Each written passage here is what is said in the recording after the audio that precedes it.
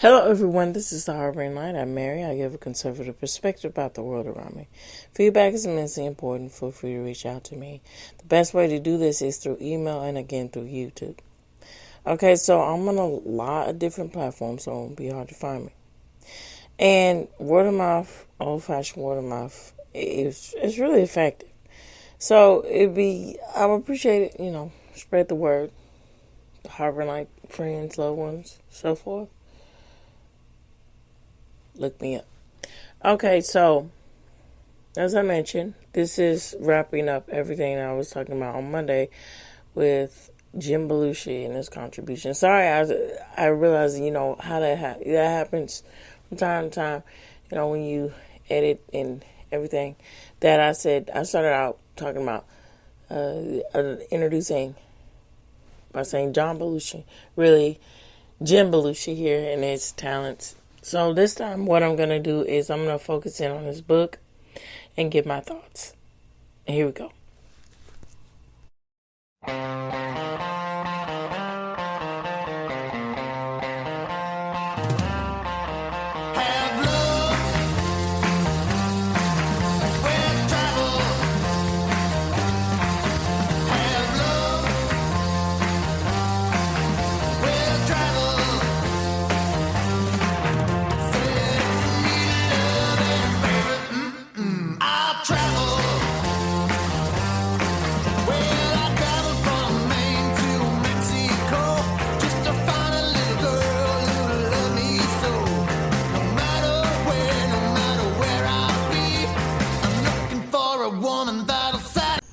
Alright, so my thoughts on the book. I thought the book was very clever because even though Jim Belushi is an actor, he has the quaint ability to be, a comedic actor,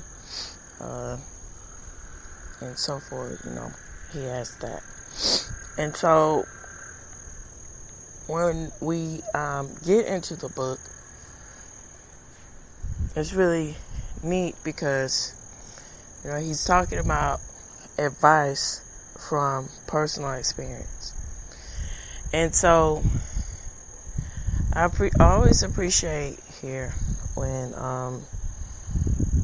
getting back to what I'm saying is that there's a difference, and he candidly makes that very clear in this book. There's a difference between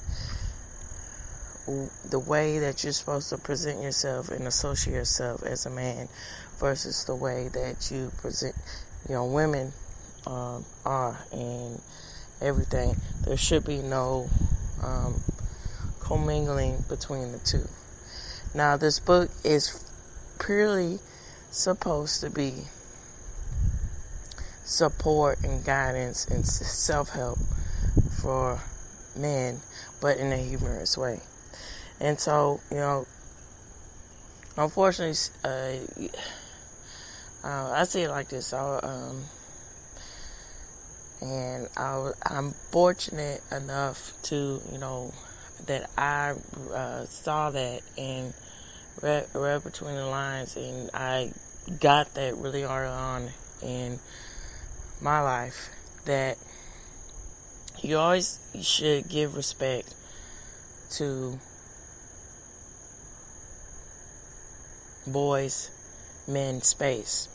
And see, that's what the issue is that's going on a lot. This was very, prevalent when I was growing up.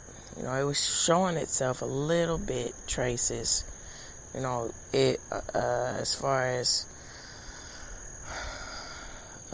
the thing with boys and men. They don't need their own spaces. They don't need this. To where full on, which is outrageous. So here's the thing I have with this. Now, as I said before, there's make no means and mistakes about this. There's a reason for it. Alright, so answer this to me. Now, why is it, it's we rally women, right? But we can do anything we want. We can be anything we want. Within reason, yeah, sure. That goes both ways. But why is it, or you just should support it when a woman wants to invade in a man's space or a boy's space? A really good example of this is Boy Scouts of America. It used to be the Boy Scouts, right? It used to say it was adamantly Boy Scouts. Now it's just Scouts of America or something like that. Because now they allow in girls. And that's just fine. But at the same time, they should get the funding, if equality, okay? Let's put it where it is, where you see the double standard in this bullcrap. So, you say you want equality, but you want equality most of the time, which is, quite explicitly clear, that you just want equality that is favorable for, the specific sex or specific, this case, it goes with, you said a lot of times it had with females, when it's presented in the mass sense to benefit them. So why is it, you want to change it all around and just uproot and say how unfair it is for a girl to be to be not included in something that's specifically for boys. Nothing, you just, it doesn't matter. You should not have anything for boys anymore, right? But give credit, give equality where it's due. Why don't you have the same kind of, programs and, help that the Girl Scouts have? Girl Scouts have I know this from personal experience because of my daughter, she's in Girl Scouts, and that helps out a lot as far as, there's a lot of funding for Girl Scouts. And, not so much for Boy Scouts. It's exceedingly more expensive. And then as far as fundraising, it's not the same. Like I said, cookie sales for Girl Scouts, that's not the same with Boy Scouts. They have popcorn, but not everybody likes popcorn. And the flipping popcorn is expensive. It's like gourmet popcorn, and it's overpriced. And it's like, come on, people. What are we saying here? What are we doing here? And so that's why I have a lot of value and appreciation for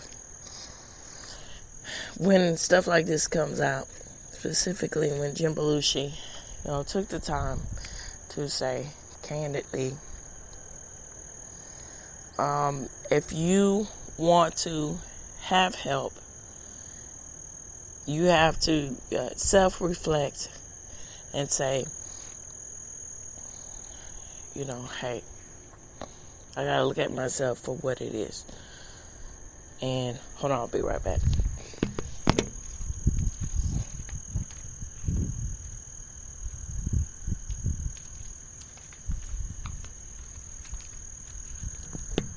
I have to,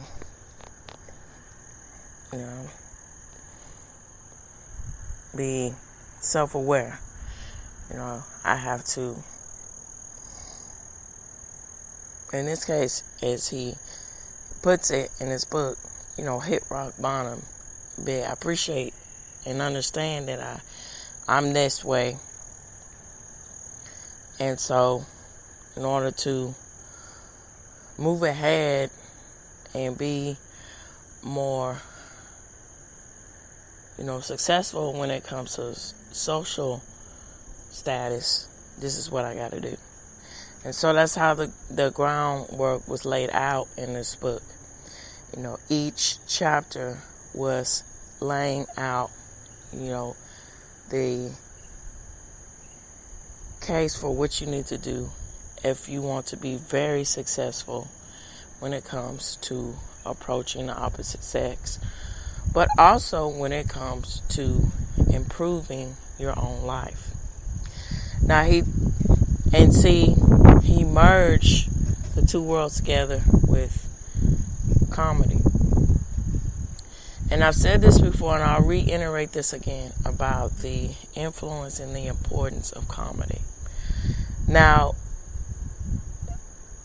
comedy should be a grounds where it's all very transparent, unfiltered, what have you. And then when you get in the habit of saying, well, I want to be PC, I gotta watch what I say, as far as comedy, then that's killing it. Because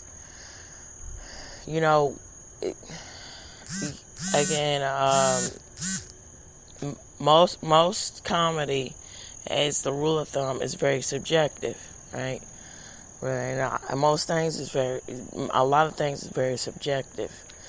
But at the same time, certain humor isn't for everyone. And the humor that isn't, pertaining to you, you don't find funny, just admit it's not funny to you and keep it pushing. Don't interject yourself into it and say, well, I'm offended and I don't like that. And see, that's the problem with what's going on today. That's interjected a lot into comedy. And that's why, most comedians, comedic entertainment or comedic outlets aren't the same anymore. Because, it's been encouraged to be censor what you need to say, and it's very apparent. And if you don't have a sense of humor, see, that's the issue with why things are way too serious than it needs to be. And a lot of conflict happens that it shouldn't be there. For instance, when we get into politics here, or something, when it's infiltrated into comedy. Let's talk about body image, or the difference between men and women. Now, if you say, well, hey, at one point, when we go all the way back, in the grand scheme of things, when you look at it, not that long ago, but it is, quite some time ago, it was pretty prevalent to say, around the 50s or 60s, is my wife is, like nagging wife jokes right here. It's very pronounced. Oh, my wife, let me tell you, right? If you say something like that now, oh, that's toxic masculinity, male toxic masculinity. You see how they just drag women down, and they have no voice, they have no say. And see, that was very pronounced in Jim Belushi's book. Hey, look, that's not what is that's not how you should address and look. Now I'm speaking from a female voice, Now, my own female voice, okay? My own personal experience. Now, I'm just being straightforward. I always had the disposition that I've always had the disposition that you just give respect where it's due in any shape or form. And don't take things so serious. And you'll be fine most of the time. Don't be so dramatic. Just don't do that. Like, life is too short. And, why live your life have a hate in your heart when you say you're inclusive, but you really have hate in your heart, and being offended easily. That's ridiculous. Okay, so that's how I rule of thumb for me. That's how I live my life. Okay, and so Jim Belushi reiterates that into his book. He talks about chapter by chapter. The male-verse, the male space, is really just about,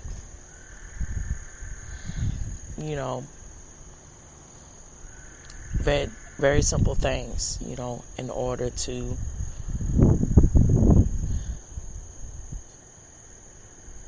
improve.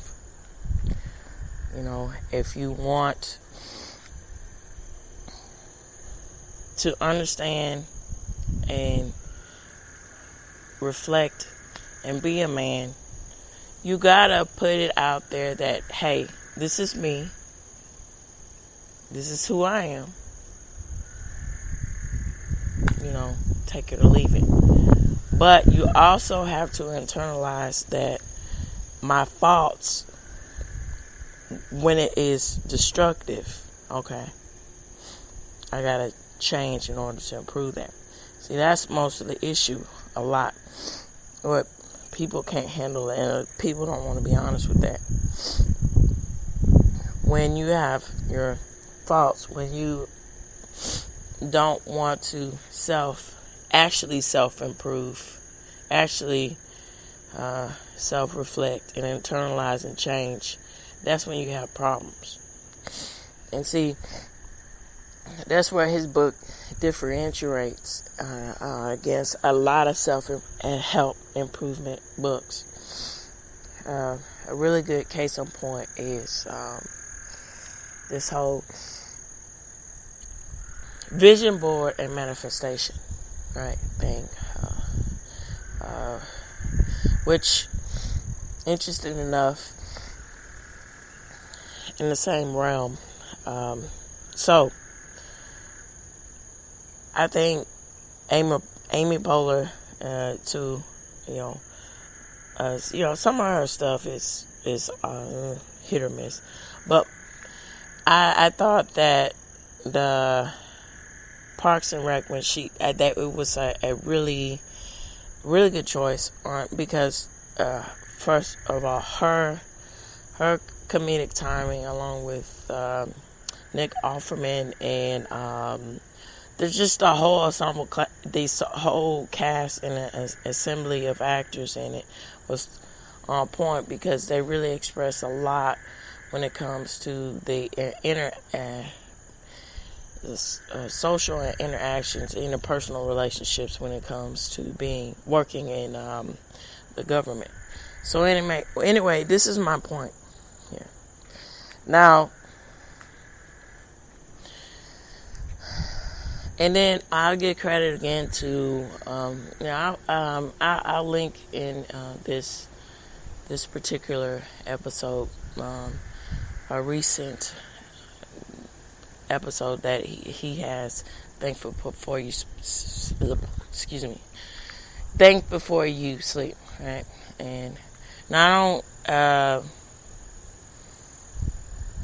now, his take isn't for everybody, but I find it quite interesting. He delves deep in the aspects for as far as the importance of being self-aware and really paying attention to what is said, how things are said, and our culture. So he brought a lot of points about the secret and everything, right? And he was essentially saying, this is the issues with being, that even that was starting being the gateway or the platform for women now to be so conflated or to be way more delusional, and it just should be accepted. Now, back to Amy Poehler's character. I'm trying to think about.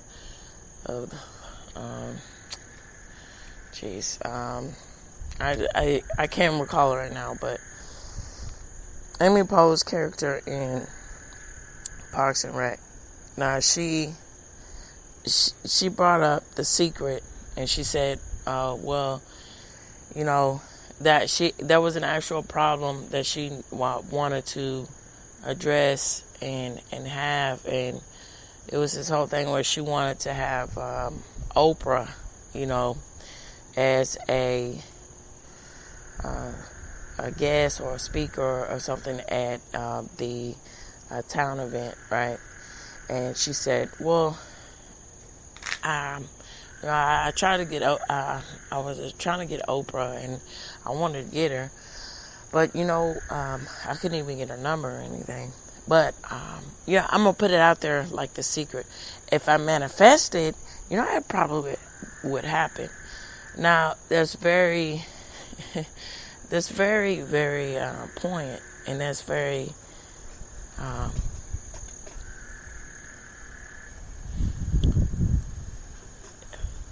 eloquently said, because it pinpoints to something that is ineffective in the aspects of self-help.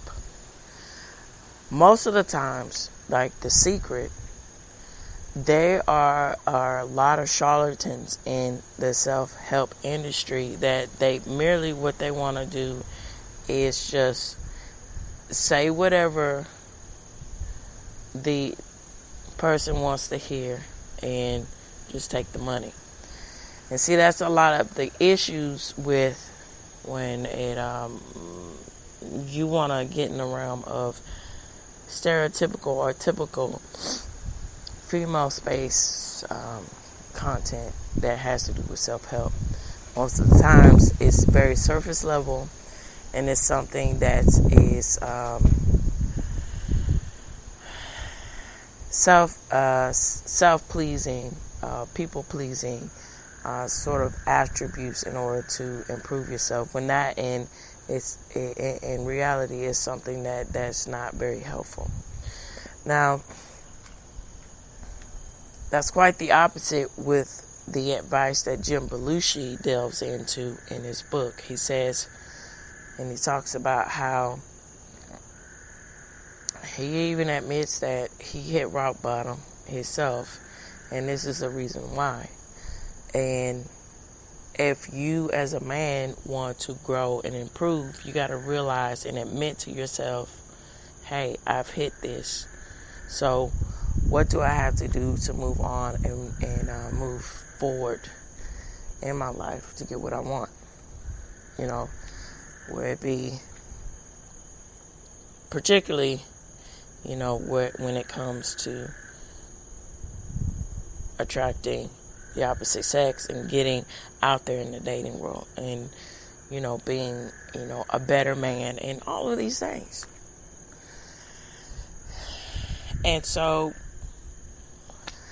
that's what the take home that should be thought about when it comes to this book.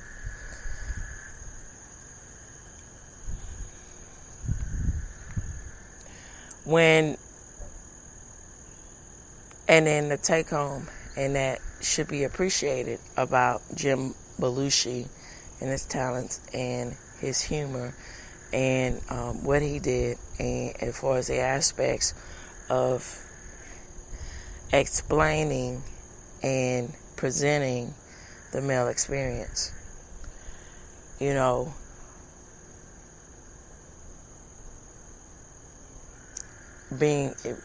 it's very simple, and he expressed that very clearly in the book.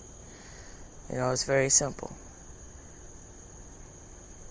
To be yourself is truly uplifting, but to know yourself and know where you want to go and know where you've been is even better in order to, self-improve.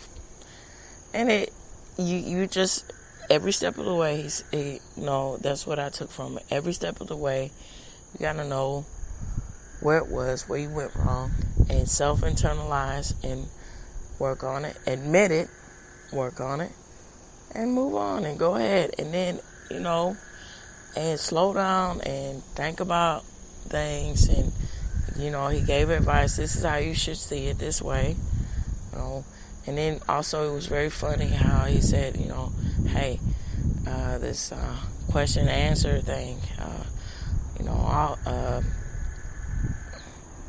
like a pop quiz towards the end.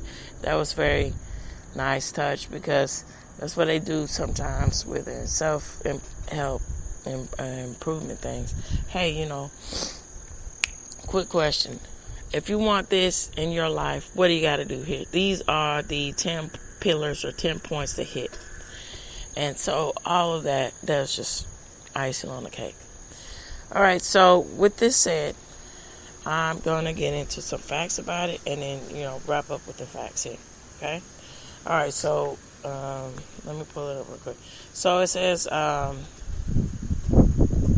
actual book is called Real Men Don't Apologize, and came out in 2006, and it was a very much true, very humorous, and it has a very autobiographical too, and it's all about self-improvement for men. And it examples of topics is how to be a man, how to get a phone number, sexing a single man over 18, and the big toe theory. So the format, it's available on Audible, and also you could, if you're not interested in Audible, there's an ebook version, electronic, if that's how you like to read, and also a hard cover and a abridged, like I said, going back to reiterate the abridged audiobook. All right, so